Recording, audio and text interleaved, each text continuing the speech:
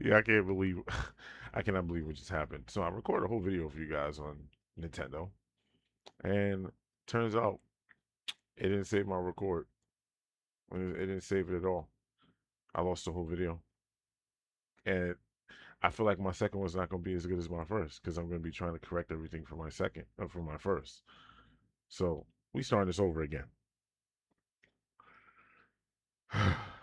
All right. So just 2 days ago, I had talked about PlayStation and what I liked and don't like about them or whatever, right? So today I want to make this video about Nintendo, and specifically I want to start with why I decided to pick up this bad boy, the Switch 2. Um, but let me start by saying I know you guys' time is valuable to you guys. It's valuable to all of us. We don't get it back. So whatever time you take watching my video, I appreciate it. And of course, leave a comment and give me any feedback on this whole thing because I'm working this out in real time. I have a very bad rig, in case you didn't see in my previous video. So I'm just working with what I got. I'm using some old ass Logitech camera to record myself, and you see this fake background. I figured I'd mix it up and put a different background every time I come on stream to show some kind of difference. But anyway, thank you for sharing your time with me. Anyway, about the Switch. So I picked up this bad boy, the Switch 2. Well, two reasons. Two reasons. Discord. That was loud. Two reasons. One reason was I had this I had this feeling because it's just I feel like it's something I would do. That Nintendo was gonna release Xenoblade Chronicles 1, 2, and 3 at a better frame rate and resolution on the Switch 2. They just had to, because they had to know how bad these games ran on the original Switch. I mean, Xenoblade Chronicles 1 was fine, and 3 I think had a solid 30, so it was actually okay. But I actually stopped playing 3 because I knew with the announcement of Switch 2, I knew we were going to get a 60 FPS. I knew it. And then Xenoblade Chronicles 2, oh my God, the hours I put into this game. But that game ran at sub 30 FPS, like 20 to 24 FPS at 240p or whatever. It was horrible. But this was back in 2016, I think, 2018. Yeah, because I was at Best Buy at the time. So it was either 2016 or 2018, and I loved it. So I went into the Switch 2 like hoping, like banking on the future. I feel like that's how you should always tackle these systems. Like you bank on this future because you don't bank on the present. There's usually nothing that comes out with the day one, but with Nintendo, it's usually different. But I was banking on the future, and I was hoping that just those games I loved so much, would get that nice upres, that nice update. And lo and behold, they all did. But yeah, that's one reason. Second reason is because my friend gave me like a kind of layaway program with him. He let me just pay him down slowly and he would buy it out for me. So he bought it day one for me, the Mario Kart World bundle, and basically said like, yeah, I could slow pay him like, here and there until it's paid off. He did me that solid, which I still appreciate him to this day. He really did a solid for me. So those are the two reasons why I got it. Um, would I say it was worth it? Mm, my shit collects dust, but I still like that I have it. And Xenoblade Chronicles 3 is getting the update at the end of the year. So oh my god, Discord's so loud. So I mean, it's worth it now, but I don't think I would have bought it if I didn't have the layaway program back then. If I didn't have this friend layaway program, the homie layaway program, I probably wouldn't have bought it. So that really helped in deciding on this system. Um, the features though, I can't really tell you anything this thing does. I don't know how it differs from the Switch other than graphical fidelity. I couldn't tell you. I mean, I love the form factor. It's nice and it's slim. I love the new Joy Cons. Uh, you know, but I can't really tell you what this thing does different, other than perform. And the games I've been playing is old retro games, which it's so weird how the game I was most excited for on the Switch 2 was a GameCube game, a GameCube re-release, Pokemon XD Gale of Darkness, a game I never got to finish growing up as a kid, and they were releasing it here. And I was so excited for it. I was so excited for it, so I got to Switch 2 to play it. Isn't that it's nonsense? But that's another reason. Um, Nintendo really doesn't like let you down when it comes to exclusives at all. But I could never get into exclusive. I never buy a Nintendo Switch for the exclusive. I never buy a Nintendo system for its exclusives, unless it's an exclusive of a IP that I like. Um, the Xeno series I like, and Pokemon I like somewhat. It's like a baby's first JRPG, and ain't nothing wrong with that, by the way. And sometimes baby first JRPGs are good. Sometimes I just want to see numbers pop. I want to see them bright colored. I want them to increase. I want my HP to increase. I like to see the numbers and do the math. I get like a little dopamine hit from that, and so Pokemon is still okay. Um, so yeah, I buy stuff like that, but I like during the Switch era, I bought Breath of the Wild. I bought Mario Odyssey. I bought Xenoblade Chronicles 2, which down that's the whole reason why I bought my first Switch was for Xenoblade Chronicles 2. But I could not get into Mario Odyssey or Legend of Zelda Breath of the Wild. I couldn't. Breath of the Wild, I think I probably would put like 15 hours in, 10 or 15. This is not for me. That plus the weapons breaking, and I'm just like, this is not for me. And then Mario Odyssey is just not for me. Um, I absolutely love Mario Party though, and stuff like that. But those are my reasons for buying a Switch. Now let's talk about the Nintendo's terrible, terrible business practices that they do. Now, I said in my Sony video and my PlayStation video that PlayStation is becoming the villain. But before PlayStation even got to this point, Nintendo was the villain. Nintendo has always been the villain, okay? They always have been. But they're one of those villains that you could reason with until the Switch 2. Until the Switch 2. Now, like I talked about with PlayStation as well, this whole digital only future they want to do. I'm not going to sit here and act like it doesn't make sense to me why you want to do that. But at the same time, I feel like you owe a debt to the consumer too. The consumer is the ones that allow you to do what you're doing right now. We buy your stuff. So why don't you have any respect for us? We obviously still want our games physical. I still want to be able to share my game like you told me back in 2013. 2013 is when we got the PS4. Back when you told me E3 2013, this is how you share your games. Like, I still want to do that. So, why are you taking that away from me? And I'm paying you guys the money still. I'm paying for my copy, which now it's up in the air if we even own anything we buy.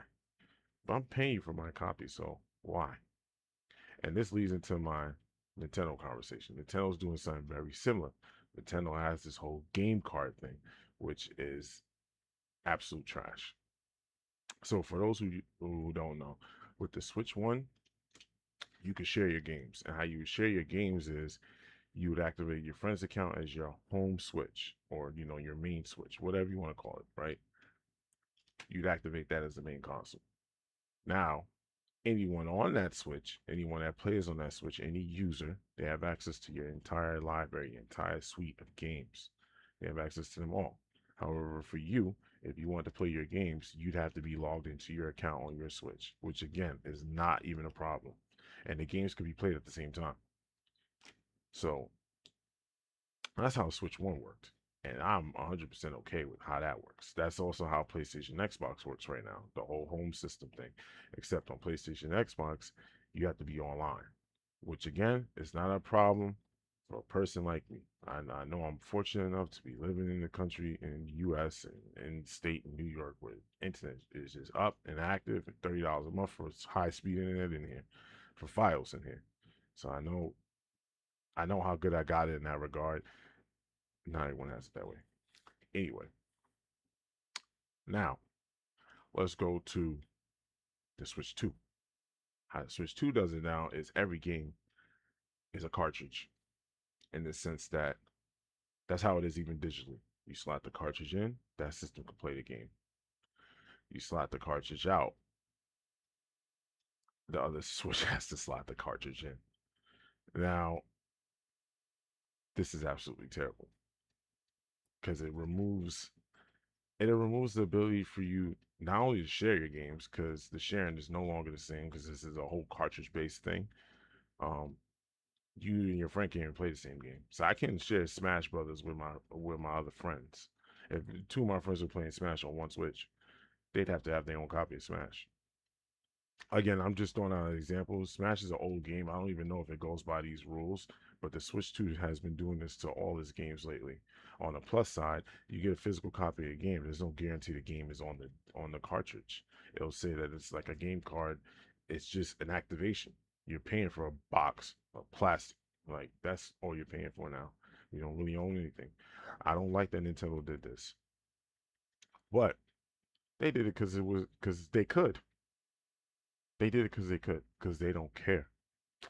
They don't care. They don't have to. That's why I say these guys are low key the villain. But they're the villain you can reason with. Again, you can reason with them because they have to do some form of catching up. They're always behind, but then they're not when it comes to money. They are not. So I can't reason with this decision here. I can't. But now with PlayStation doing it, Nintendo looks less like a bad guy. That's pretty much what happened.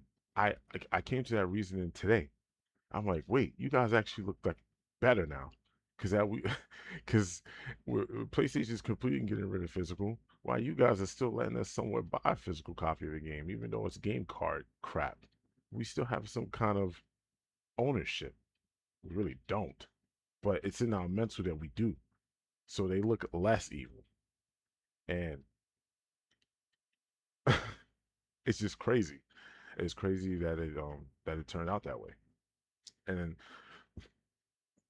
I don't think I don't think any of these corporations think about how it affects those people that don't have internet.